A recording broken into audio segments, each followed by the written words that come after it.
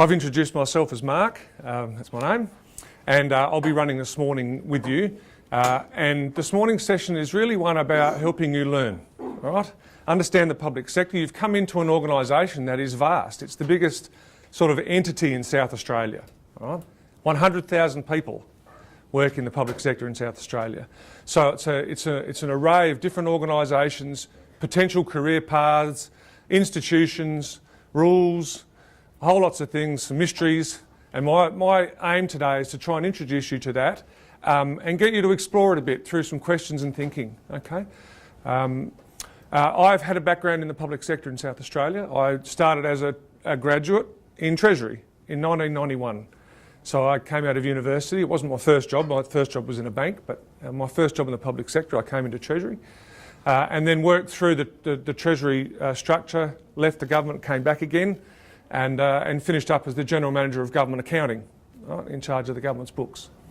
And that job was in charge of the graduate program, so bringing other graduates into South Australia.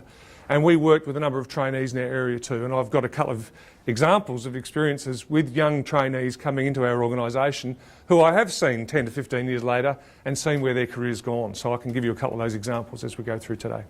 Okay? One of my rules of the learning today, if you have a question at any time, all right, about what I'm discussing or what we're talking about, just ask it. Just ask it at any time, okay? And there is no such thing as a silly question today either, okay? Now, the facility you're part of, Flinders University here, there's toilets outside. So if you came in through some sliding doors just behind us, all right? Women's toilets are to the left, so you go through the sliding doors and to the left, and men's toilets to the right, both at stairwells. So if there happens to be an evacuation today, we'll also have to leave through those stairs, all right, either side, and we would congregate out in Victoria Square by the statue. There's a statue just over here, okay? If that happens. We've had a number of sessions here that hasn't happened to date, so, but we need to be prepared. Okay. Now, the other thing we're going to go through today is we've got a book. So in front of you is a book which has a whole lot of material in it. This is not a reading session, so fear not, I'm not going to sit there and try and read the book to you, okay? But the book is been designed for you as a form of reference, okay? As part of your traineeship, you'll be doing a certificate in government. And as part of that, there'll be a lot of material for what you'll be doing, which is online, okay? So you won't actually get given many references that you can handle and flick through and make notes on, okay? This is one. This is one. So I will be going through it today. I'll be sort of stepping through it. But it'll also have, I hope, some value to you beyond today as a guide to a whole range of things that are going to be in your traineeship. So I have worked with the Department for Communities and Social Inclusion, who are overseeing the traineeship program, and check with them that the material is relevant to the certificate you're doing, and it is, okay? So there'll be things today that I'll be sort of touching on that you'll be exploring in more detail over the course of your year doing your certificate, okay? In the book there'll be a few areas where I'll be asking questions of you to discuss at your tables, okay? Now, I'm not testing you, so this is not a test, it's not an exam. You'll be doing a certificate for that, okay? What I'll be doing is asking questions to get you to think and explore and talk with each other about the questions that I'm putting to you. I'm not looking for right answers, I'm just looking for you to think about them. Does that make sense? Okay, so they're not tests, they're not designed to catch anyone out, there's no trickery, it's just designed to get us to explore and think about the topics that we're going through today. Okay? Now in the notes, if you have a look at the first page, so if you go over to page 3, it's actually not the first page, it's the third one, you'll see on there, I also would like you to just do a quick think for yourself. You'll see there a scale, okay, which says a self-evaluation. It says my understanding of the public sector in South Australia is, and I'd like you to mark yourself on the scale from low to high, okay? And where you mark yourself on the scale is not what's relevant to me. What's relevant to me is, what would you like to know, or what do you think you'd need to know to move up the scale? Does that make sense? All right? I'm not interested in where you mark yourself. What would you like to know today, all right, to move up the scale? Can you have a go at doing that? Mark yourself and then have a think about, what would I like to know? What should I need to know? Have a think, and I'll get you to share what's in the dot points with me. Have a go. A lot about the government, and it's kind of just unfolding as I'm learning. Okay, that's fine. And that's very common. So part of our process is, one of my rationales here today is that I've actually tried to put a book together of all the things I wish I'd known when I started. Okay? And it's a list of all the things that I had to find out that unfolded slowly, and I'd rather have known them quicker. Okay? So there is one of the things that you've got a limit on is you can't write down what you don't know. Okay? And I understand that. That's okay. But the fact that it is unfolding, so I'll make a note of what is unfolding before us. All right? Okay? Because sometimes we learn, you learn as you go. That's fine. All right? Perfectly good way to learn. Yeah. But there are some things you go, I'd actually like to just fast track that or unpack that mystery, or why is that done this way, or but thank you, Danny. Yeah. Any other dot points that people have gotten there? Okay, great. Thanks, Kerry. So how the state government works, because the state government is one of a number of governments that we've got in Australia. How is it different? All right? Because it is. All right? It's different. Has its own unique attributes. So laws, how it spends money, how it earns money. Okay. Thanks, Kerry. Any others? All right. So let's have a look. I'll give a quick overview of today. So we are now, the order has changed from this. Sorry, that slide's just, we've changed the order as we go along with these sessions. But we'll be covering 6 different areas today. I'm going to ask the first set of questions, and the first lot of discussion is actually going to be about why. Why government? All right? Now, we want there to be a government because it gives us a job in your case.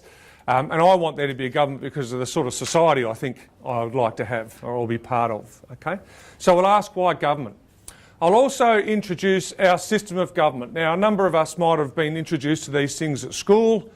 Some of us might have read about them, but I'll give you a view about the system of government that we're part of in South Australia and in Australia. I want to give you an overview of the South Australian government, all right, itself. And this will be something that you'll need to be understanding as part of your certificate to be able to tease out an understanding of the South Australian government. Now, before morning tea, the last item, the PSA, the Public Sector Association, will give a presentation to you as well. So they are like the union for public sector employees, and they'll be offering to you to join the union. Jane will give you a quick introduction to their session. They'll talk to you before morning tea, and then we'll have morning tea at about 10:30. So they'll talk about 10 past 10. We'll have morning tea at about 10:30. Okay. And I'll also be looking to explore occupations and skills in the government, and also some specific processes. So one of the things that unfolds, sort of that Danny mentioned, is you see these things going on around us and we go, what are they part of?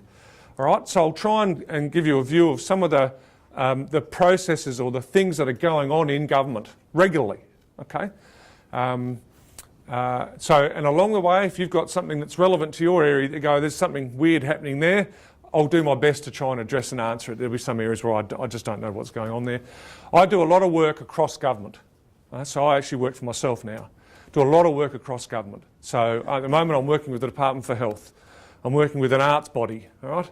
I've been working with all the institutions across North Terrace. I work with Environment Department, Justice and Courts, a whole range, transport, and there's some very weird and wonderful things that go on inside the government, and I'm still learning about it myself. All right? So that's the steps we'll go through this morning. Can I get you to guide yourself over to page 5 in your books? And what I'd like you to do at the table is I'd like you to answer a very, like a lightweight question. Right? Why do we need or why do we have governments at all? Why do we need or why do we have governments? Again, this is not a test. You just get to explore your views about why do we need or why do we have them. I'm also interested about your initial observation or how the government from your perspective does or doesn't work. So you're working there now, all right? You're working inside the government. How do you see it? Does it work? Does it not work? What's a mystery? What's strange? Can you share that with your colleagues at your table? Is that okay? So there's two questions. Why do we need a government at all? And what's some of your observations about how it works? And there's things there you can take notes if you're so inclined. Does anyone want to volunteer a response to the first question? Why do we have or need governments? Why do we have? Samantha. If we didn't have a government, we wouldn't be able to function. Okay. And in what respects would be able to function? I don't disagree with you. Yeah. In what respects?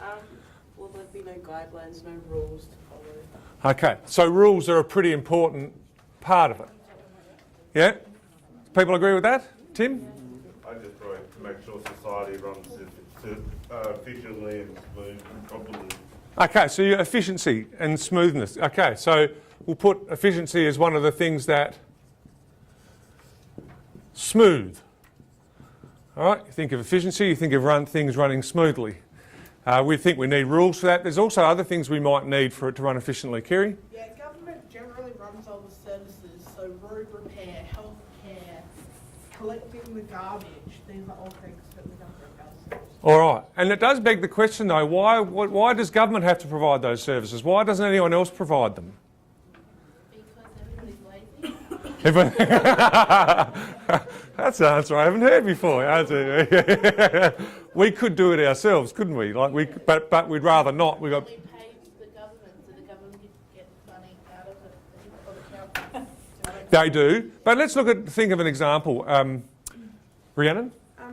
Do we do those jobs because people pay the government taxes to do those? Well, they do. I mean, I'm not sure which way it works. So one way is, do they do it because we pay taxes, or do they charge us taxes because they want to do it? Does that make sense?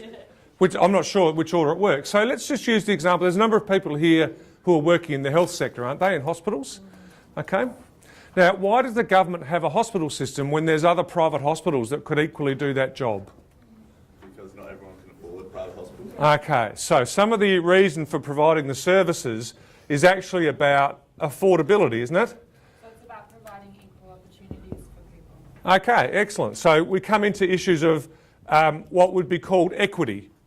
Does that make sense? Equity, which says as a society, so government just reflects the society, doesn't it? That's what we want it to do. A good government will reflect the society. A bad government, maybe not so much, all right? Now, thankfully in Australia, we do operate, no matter what our complaints about politicians, we actually do operate with good government, all right? We've got governments that the rest of the world would crave in terms of stability, reasonable balance, not too highly taxing, okay? And everyone will have their own view about the extent of that. Does that make sense? So you'd be aware that there's different ideologies about how big or small government should be. So there'll be some who go, we want government to do everything because we want an equal go for everybody. So at one extreme we have big government. And at another extreme we'll have people who go, actually we want government to get out of the way. We want the people to work out what to do and we want less interference. And so you have an ideology of people who have small government. So you'll have big government, small government, and each of us will sit somewhere on a spectrum there about what we think, and it'll boil down to a personal view. That view might have come to us from our family, from our experiences, from our background, so each of us will have that. So the extent of services, or the extent of interference to make things efficient will often depend on where we sit on that ideology, and that's exactly why we have elections. Okay, we get to vote for who we want on that spectrum. So some parties will put themselves on one point in that spectrum and others will put themselves forward on another point. Okay? They're excellent. All right? They're excellent. Now, have a look at your notes. Go over to page 6. Oh, sorry, what was the second question? Any observations? Sorry, Jade? You didn't get the call. Well done. All right? Any observations? Tim? Well, a lot of work's just interpreting like policies instead of Okay, so there's government does have a lot of rules and policies. So you would have been introduced into your agency and been told, here's a whole lot of rules and here's a whole lot of policies, and then you'll ask questions about them and someone will go, well, it depends. All right, depends how you interpret. So there is a lot of interpretation. Or not. Any other observations about working in government? Any other observations? Is it straightforward? No? Why not? Well, I think it would be impossible for something so complex to be straightforward. Okay, so it's an interesting observation. Government is inherently complex. Would you agree with that? Yeah. I think it is. I think I've worked in private sector, I've worked in government. Private sector is pretty straightforward. All right? You work for a business whose goal is to really try and make as much money as they can as a profitability. Some organisations will have goals that aren't just about profit, but in the main they are. And if what you're doing is not contributing to the profit, then you shouldn't be doing it. Yeah? In government, it's not profit that drives it, it's other outcomes that drive it. And those outcomes are subject to interpretation. Okay? So, and the outcomes can change, though, based on, so Irma introduced values. The values of people that you're dealing with, the values of yourself, the values of your people in charge and your politicians, okay? And government does have complex decisions to make about weighing up how to do all these things here. Yep. All right, let's go over to page 6. And what I've got on page 6 is I just want to give you a bit of a guide. Those 3 things you've got up there are actually 3 headings that are on those pages 6 and 7. So, hey? That's right. You're catching on, Brad. So, if you have a look at page 6 and 7, if you think about this concept of ideology, regardless of your ideology, right, regardless, there's actually no real argument about the government needing to create the rules. There's no real argument about that, okay? So, one reason for government is the government does create what are called societal defining rules. The justice system, right? The police system. They're all things that, and that was the order I think, Samantha, you were referring to. We wouldn't function because there'd be this degree of anarchy. Right? Where are the rules for us to live by? And so we crave a society that says, actually, can someone put in place some basic rules? So we have a court system, we have a justice system that says, well, we've got to protect people's property, we've got to protect individuals from violence, and that's regardless of your ideology. Yeah? So the first point there is regardless of ideology, and you'll see government creating rules for the society, so the society goes, we want someone to guide us. All right? We want it. Now, the other 2 areas are really these 2 areas here. In the notes, I've got one called enhancing equity. And one reason why government does exist is to provide services to make sure that everyone in that society gets a form of equal go. In particular, in South Australia, health and education. Does that make sense? So we have a public school system and a public health system. We also have private school systems and private health systems, but it is right, sometimes their affordability is out of the reach of the population. So we want to make sure that everyone gets a go at these things because they're seen as basic entitlements to function well in a society. That you're healthy and that we learn. Okay, so as a society we've made that call. We've made that call. And so have a lot of other societies around the world, by the way. Okay, it's not just ours. Is that okay? And then the third area is efficiency. So the issue of efficiency is that if the government wasn't there, some things wouldn't work smoothly. Okay, so there's a concept, and I think it's referred to here, of what are called market failures. Has anyone ever heard of a market failure? All right, so Tim, you've heard of a market failure. Have you got any examples? Well, I've mainly heard it when it's been described in a recession. Okay, so one market failure might be that when things go wrong, you need a government to step in to try and help an economy. And that's really a federal government role. Okay, so you have a federal government role that tries to stabilise an economy. At a state level, all right, there are some failures in terms of if you left the running of some things to the market, you can't guarantee the market would work. So an example might be the supply of water. All right, the supply of water. So the government owns SA Water, doesn't it? It gets to provide that service. What would happen if that was delivered by somebody else? What could happen? If you have one provider who delivers all the water to one state, what risks could you face as a society? Kerry? They could cut people off who they don't want to have it. They can charge ridiculous amounts of money. So they, as a monopoly, you get what's called a market failure. They are the sole provider. You sort of live with what they do, and therefore you go, hold on, we don't want them to dictate our access to water. So governments usually step in areas like water. Now, electricity is a bit more controversial, right? And electricity to provide the service. And if they don't step in, they might regulate it. So what happens here is they either deliver the service or they regulate the industry. They put rules in place. You can do this, you can't do that. So our electricity market is regulated. All right? There's a private provider, but they have to do things a certain way. Okay? So you get regulation. So there's things called public goods. I'd consider water and electricity a bit like that, things that we all want to have access to, that we don't want to have failures by having monopolies run them.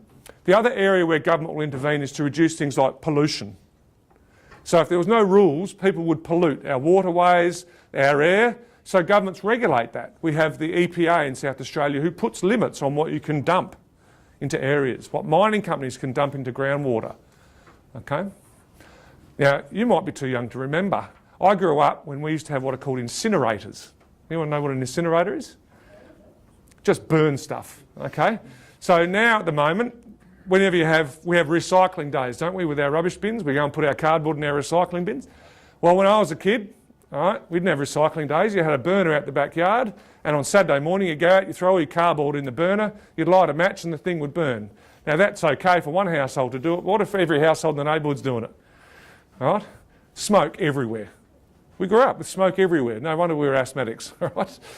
Everyone would burn on Saturday or every fortnight. You go up and you burn your incinerator. Okay? Newspapers, cardboard, anything that would burn would go in there. It was a bit of fun, really, but that's not our society now. Pollution, we go, we don't want to pollute the air like that anymore. So now we recycle it. Government creates all that. The rules. Okay? So is that okay? So in your notes you'll see a section about societal defining rules at the top of page 6. You'll see a bit about equity at the bottom of page 6, and you'll see a bit about efficiency on page 7. My role is not to read through those things in detail today, but to introduce them to you. And you had already identified those 3 things, all right, yourselves. All right, so it was well done. All right, let's go over the page to page 8. Page 8. Can I get you in your groups to just come up with a list? So I want you to look at the second question. Put together a list of as many government services that you think are needed to be delivered by a government. Can you do that in your groups? Just a list. They might include the services you've got, but what services do you think governments need to deliver? Just a list. Okay? Rattle off as many as you can, as quickly as you can. I wrote education, health, prisons, transport, environment, social services, police and emergency services. All right. Now, I caught some of that. Education, health, prisons. I heard emergency services. Yep. Right. Transport. Environment.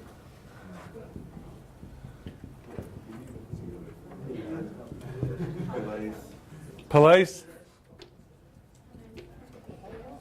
Social services. Okay. Does council count? Yes. I didn't try and discriminate between local and state. So, council? Yeah. What does councils do? Picks up your rubbish, Okay, so rubbish collection. your pets so that they don't, registration, that's the word. So we'll call that's regulating our pets. But we'll just put pets. Is that all right? Parking, Parking. Actually, they do. Governments provide parking. Very good. Tim? Judicial system. Judicial system. So our courts.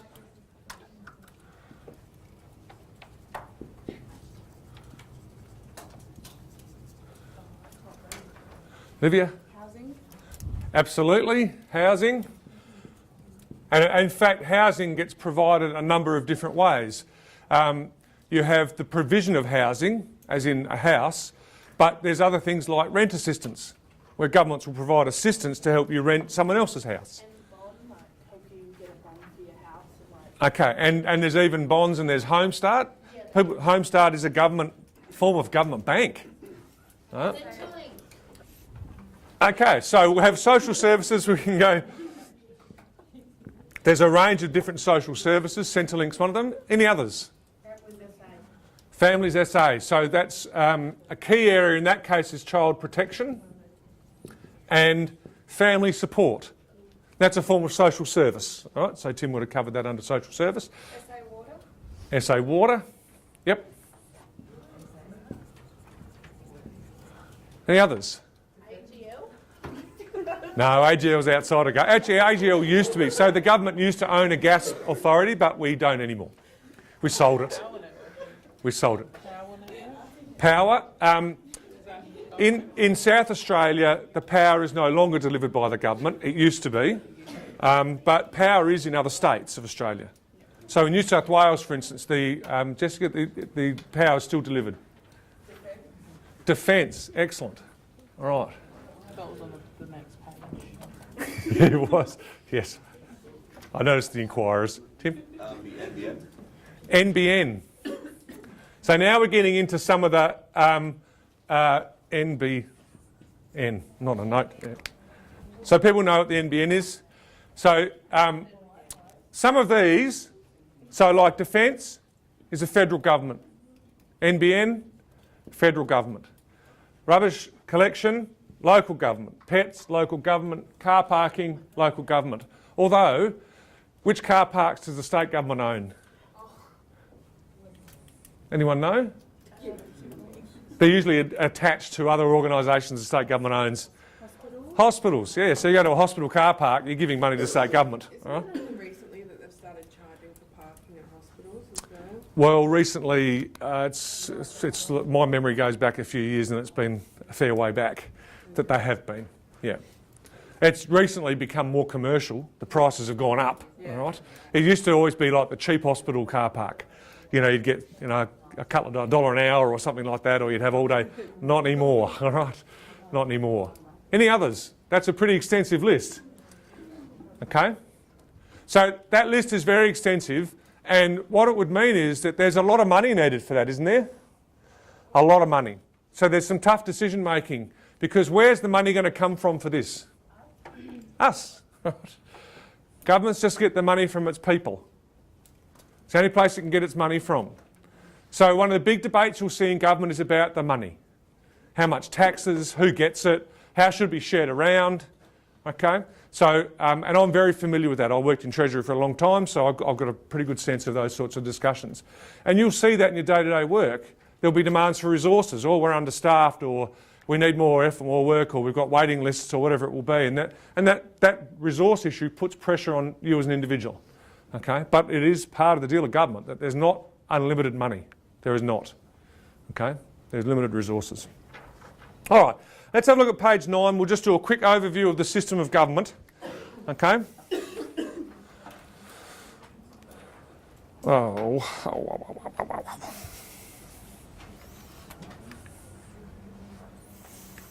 Okay, so are you familiar with the concept of what's called a Westminster System?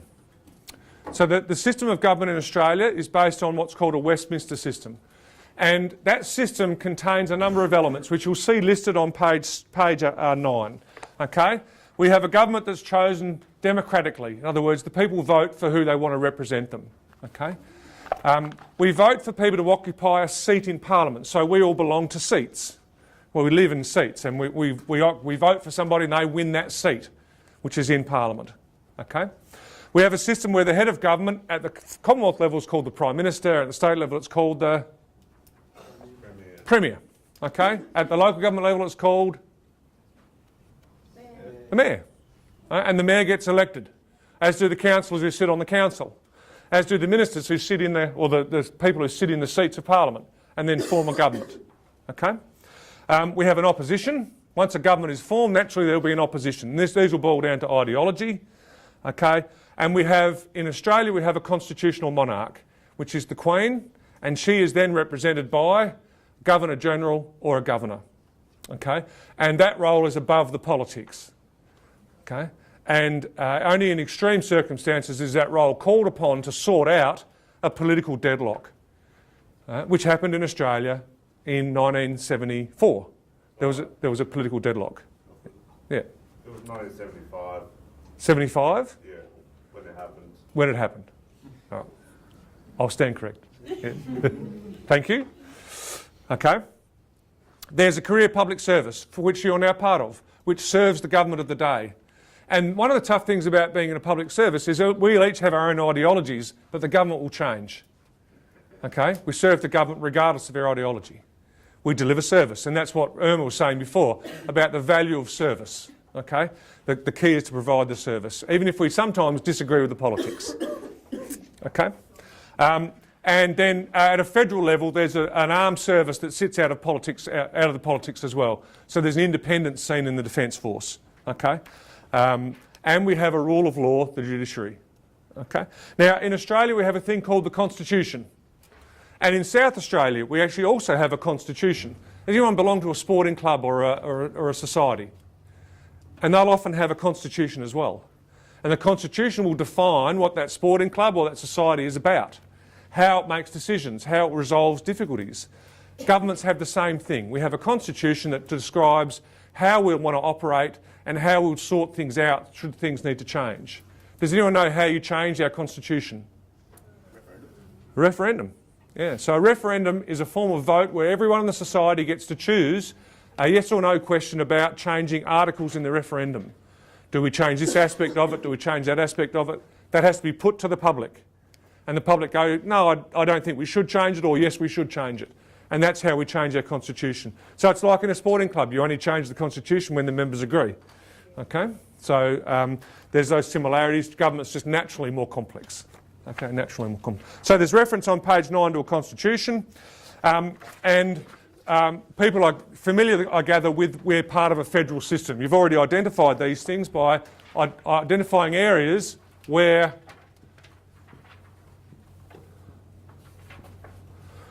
now, there are some of these areas which are covered by multiple governments, aren't there? How many police systems do we have in Australia? State ones. Is there a federal police system? Yes, there is. All right. They manage our borders in some respects. Customs, all right, and rules of national significance, okay, or crimes that go across borders. So we actually have two police systems, a state and a federal. We have the state government delivers education services. So who pays for it? Federal. Okay, so the federal government kicks money into these areas, even though the state might deliver it. So we have this crossover. And that can lend itself to conflict, where you can argue about who's responsible for these things. Is it the state? Is it the Commonwealth? All right. Now, how do we resolve that conflict? Does anyone know what the fallback position is in Australia if there's a conflict about laws of who does what? What's the fallback? Federal. So the conflict, if there's a conflict of laws, so you'll see over on page 11, if there's a conflict of laws in Australian government, we fall back to the Commonwealth being right, which is a bit of a bugger for the states, isn't it? Right. Okay, now that can be tested by the courts as well, so it's not like but that's a guide. Conflict of laws.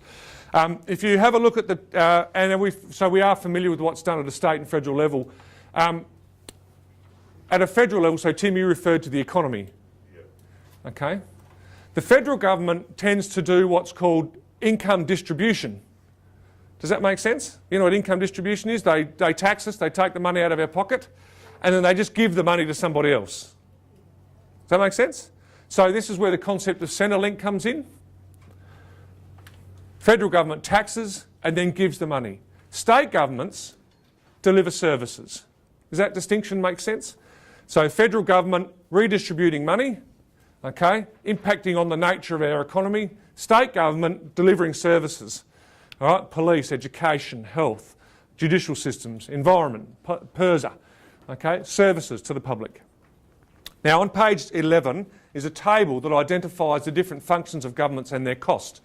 All right, so what that table tries to show is the sheer scale of the Commonwealth budget versus the state.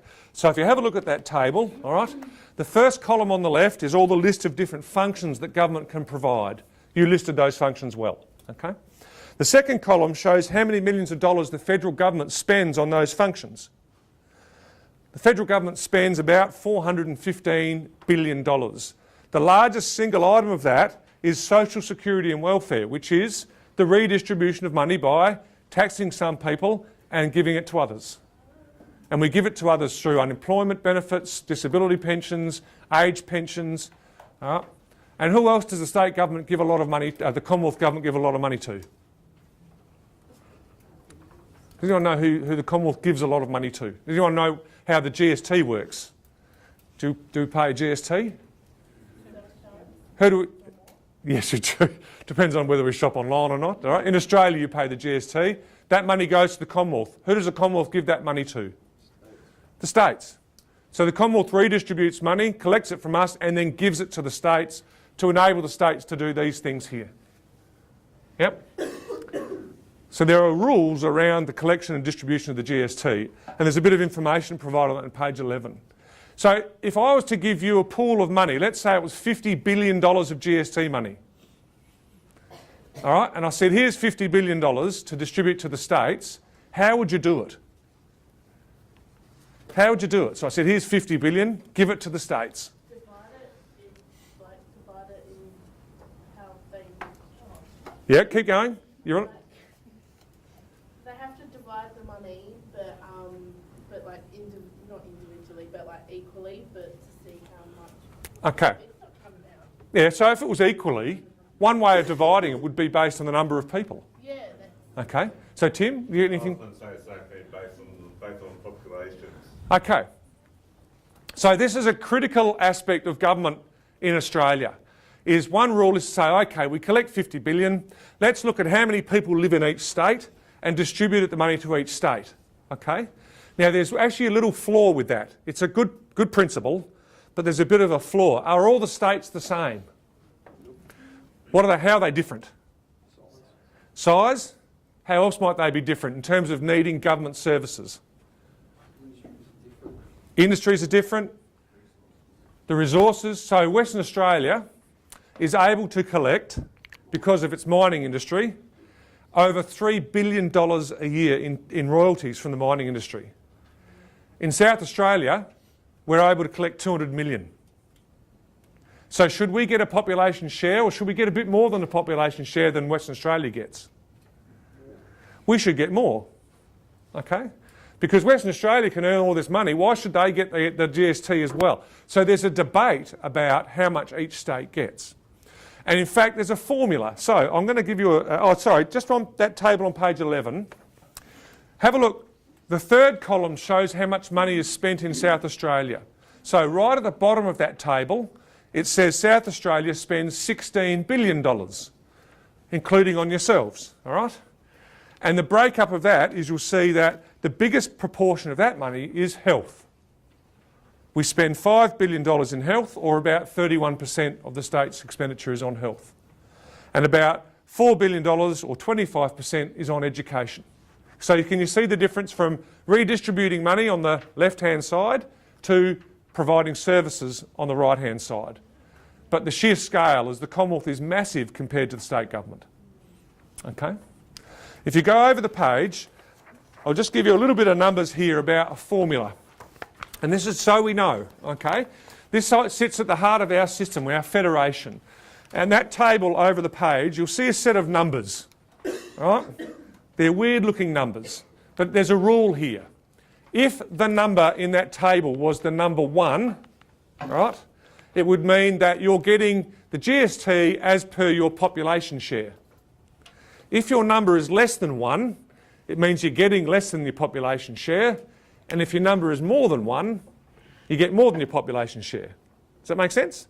So what does South Australia do? We get more than our population share? Absolutely we do. Yeah? Look at the Northern Territory, it gets a lot more than its population share. Look at Western Australia, it gets a lot less than its population share. Okay? So we have a distribution system in Australian government. Now here's a fancy term which you might not want to write down because it'll look good if you're doing a certificate. Okay? This system is called horizontal fiscal equalisation. It's a key principle of Australian government. Horizontal. So horizontal meaning across the states. Fiscal meaning money. equalisation, meaning we want the money to make sure the states can deliver equal levels of service. That's what we want to try and achieve. That's what the system is trying to achieve. That each state can provide a level of service so that you're not discriminated against depending on which part of the country you live in. Horizontal fiscal equalisation. Is that okay? And you'll see sometimes that gets referred to in government circles. So here's a bit of feedback. I bet you've been introduced to some acronyms. Is that right? All right, here's another one, HFE, all right, which is that acronym there, okay, HFE, Horizontal Fiscal Equalisation. And it is one of the key financial parts of Australian government system, okay, Horizontal Fiscal Equalisation. So now you've got a fancy table there which shows what the extent of that is, all right. Is that all right? Okay, let's do a quick look at also. Any questions? Any questions on that? So you did a great job. You identified the 3 reasons for government, and you've identified just about every function of government that we could name here. Okay. There's a few others. There's anyone involved in the Department for State Development. All right. So there's a Department for State, which is actually a department that's designed to kick along the state economy. Okay. So there's state development. Not sure if there's any others that I've missed. Anyone been involved in a car accident? Anyone get hurt? So here's a good example of how government works. What happens when there's a car accident? Who turns up? Police and ambulance. Government services. Okay? And fire engines. So I was involved in an accident on Wednesday night. Okay? Wednesday night, and up rocked the police, the fire department, the ambulance. As you can gather, I'm not injured, so I'm not the one who got injured. All right. The 3 arrived. So if someone's injured, where do they go? Hospital, another government service. Okay. Yep. And if there's a dispute between the people involved in the car accident, where do they end up? Courts, another government service. Okay. If someone's broken the law really badly in that accident, what other government service might get involved? Who? Prisons, all right, 6 government services, all right. Okay, if someone going to prison splits a family apart, who else might get involved? Families SA, all right. If it splits the family apart and they can't afford their house anymore, who might get involved? Housing SA, all right. So, okay, so can you very quickly see how one accident can rope in 8 different government services, okay, clustered around order in society. Right? Clustered around order in society. Okay, what page is that on? 13? Everyone on page 13? So the government in Australia, I'll stop this in a minute, we'll just do a quick introduction. South Australia has a constitution, all right? I'm not sure how many people have read the Constitution Act. Has anyone read the Constitution Act? They're great reads, all right? You read legislation, you're living, all right? But the Constitution Act actually does set out the different elements of government. So if you look at the 5 parts of the Act, okay, it actually talks about a preliminary part which includes recognition of Aboriginal peoples. And then it has a section that says, here's the legislature. It actually sets out the rules for the Parliament. All right? It sets out the rules by which we're going to make the rules. Yeah? Okay, that's the legislature. It introduces local government. It also introduces the concept of what's called the executive, of which you're part of, and the concept of the judiciary. So these are what are called the 3 branches of government. Yep. The legislature, the judiciary, and the executive. Okay, the 3 branches of government. One sets the rules. The Parliament makes laws. Okay, that's what it does. It makes laws. So all the debate and hoo-ha that you hear about going on in Parliament, its primary function is to make laws for our society. What sort of laws do they make? Covering what? Cars, road accidents, speed limits, okay? Rule after rule after rule, okay? Then what happens is there's a part of government that's created, it's called the executive, whose job is to administer the rules, to make sure they get carried out, that they get followed up on, all right? That people who break the rules get looked after or not looked after, depending on what you need to have. Put in prisons, secured away from the rest of society, fined, losing their licence. So hence you get SAPOL, courts, police. All the services that are delivered, health services, are driven by an Act of Parliament. Okay? Education services, driven by an Act of Parliament. Okay? So the Acts of Parliament trigger the services, and then we have a judiciary who exist should there be a dispute. Should anyone either break the rules and society says we don't like what you've done, we have got a dispute with you, which is someone who commits a crime, or if you or I had a dispute. So if we bumped our cars together, all right, and you said it was your fault, and I said no, it was your fault, and this escalates and we can't resolve it, where do we take it? We go to court. Court resolves the dispute. Okay? And the court will actually try and say, look, for God's sake, can you guys resolve this outside of the court? Because it's very expensive to take this stuff through the court. Right? But if we really just disagree, right, and we continue in dispute, the court will end up going, okay, it's your fault. Right? And they'll resolve it and they'll make a judgment, and then you'll walk away going, oh, bugger. All right? I wish I'd resolved that before I got to court. Okay? So there's different types of dispute. So we have a society that sets rules, that administers the rules, and that has methods for resolving disputes, either triggered by the rules or about the rules. Okay? The courts can even be used if someone doesn't like what these aspects of government have done. Right? And the courts will go back and say, actually, you've just made a dud law. And they do that. They go back and say to the government, you've made a law which it doesn't work properly. Right? So we're going to recommend to you, government, that you change the law because it doesn't work. We can't resolve the disputes. So you get what are called things like high court challenges, which actually try and do these sorts of things. Okay? So does that make sense? 3 branches of government. The primary branch of government, the largest in terms of workforce, is the executive. Okay? All right, so that's got us to there. What I might do is stop. Jane, do you want to have a... So we'll stop now. We're going to get the PSA to come in before morning tea. Okay? I haven't they? I'll say maybe we won't then. That's a bit of a bugger if they don't get before morning tea. Okay, so let's go to the page. Let's have a quick look at these 3 arms of government.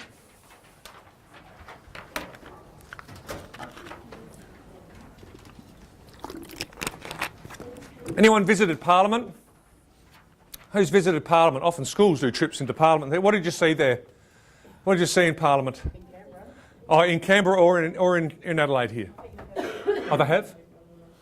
What did we see? Hey? Colourful. So Tim says something, and this is, I actually describe Parliament by its colours. Okay? So you've got a red house and a greenhouse. Okay? Not a greenhouse as we know a greenhouse.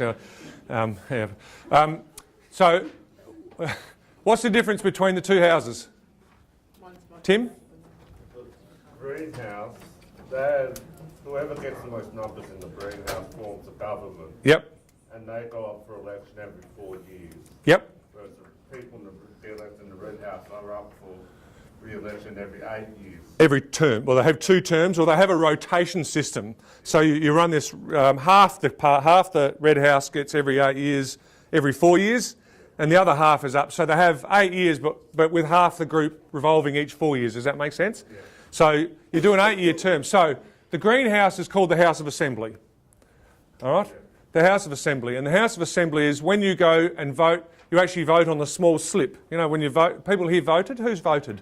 Some of us might not have had a chance to vote yet because of the timing of our age. So when you go and vote, you vote with 2 slips of paper. A very small little slip of paper, which I actually think is green, right? So they do the green slip, and you vote, and there's usually 5 or 6 names, and that's done by what's called a preferential voting system. And you vote for someone, and someone will win that seat. And that's the House of Assembly. So in South Australia, we've got 47 seats. If one government, one party, wins more than 23 seats, it gets to govern in its own right. Yep. In the Red House, which is called, in South Australia, is called the Legislative Council. In the Commonwealth, it's called the Senate. Okay? So they've got a different name. But that's typically what's called a House of Review. So what they do is they review the laws that come out of the House of Assembly. So the House of Assembly creates laws, although the Legislative Council can create laws as well. But no laws about money can be created in the Red House. They all have to be created in the Green House. Any law that involves spending of money or taxation, House of Assembly. So the Red House is the House of Review, and what you do for that is you get the big voting slips where you get to vote for people. And in the Commonwealth, there's a limit on how many members from each state go in there. So it's a House of Review representing all the states. There's so many South Australian centres and there's so many Western Australian centres. In South Australia, it's actually more politically done through parties. You get to vote for different parties and they get to occupy the seats depending on what quota of the votes they get. Yep. Okay. And that's all listed in the Constitution. The Constitution says there will be 47 seats and there will be 22 Senate or members of Legislative Council. And 11 members will get voted in every 4 years for an 8-year term. Okay? It says it in the law. That's what the Constitution describes. So all we're doing is carrying out the Constitution when we have an election. Okay? And they make legislation. They make law in the Legislative Council. Jane, they hit? Okay. So I'm going to stop there. When we have after morning tea, we'll sort of pick up from there again, all right, and we'll roll along. In the meantime, Jane, do you want to introduce the PSA? We've got the Public Association here this morning. They've requested to come and present to trainees. So just to let you know that you're not obliged to join the union, but they'll talk to you about the benefits of joining. So it's completely your decision. So we'll have the presentation and then that might go through morning tea, but feel free to get some morning tea when that arrives. So yep. I'll just let that in. So you're scheduled to have morning tea at 10:30. There'll be a gentleman who present. Once he's finished presenting, you're welcome to eat and drink and so on. Okay? On morning tea, can we actually go outside? Yes. Yes, you can step up and walk around. Yes, that's right. We're not going to sort of hold you. So, in fact, I'd encourage you to get up and wander around just to stretch and the like. Yeah. Yeah. Not too far. You know, like, yeah. Yeah, fresh air, that's fine. As long as you'll be back here,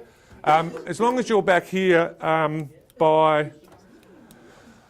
so if we have morning tea at just after 10:30, so 20-minute presentation, 10:35, we'll be starting again at about 10 to 11. Okay? 10 to 11. Does that make sense, everyone? Okay, I'll be starting again at 10 to 11.